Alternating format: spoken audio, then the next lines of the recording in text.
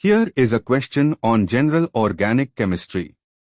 Read the question carefully and think about the answer. Let us solve it step by step. Let us first understand the key concept here. The strength of a hydrogen bond depends on two main factors. 1. The electronegativity of the atom covalently bonded to hydrogen, the donor atom, and 2. The electronegativity and size of the acceptor atom.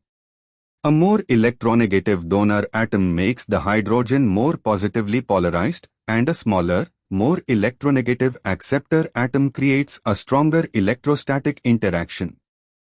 Moving on to the next step. Identify the donor and acceptor in each option. A. FHF, donor is equal to F, acceptor is equal to F. B. OHS, donor is equal to O, acceptor is equal to S. C. SHF, donor is equal to S, acceptor is equal to F. D. FHO, donor is equal to F, acceptor is equal to O. Moving on to the next step. Evaluate each option. Option A. Fluorine is the most electronegative element, N is equal to 4.0. When F is the donor, it polarizes H to the greatest extent. When F is also the acceptor, it is small and highly electronegative, making it an excellent acceptor. FHF represents the classic strongest hydrogen bond known.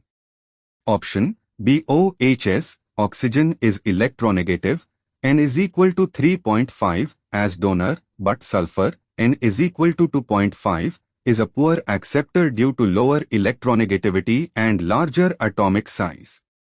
This is a weak hydrogen bond.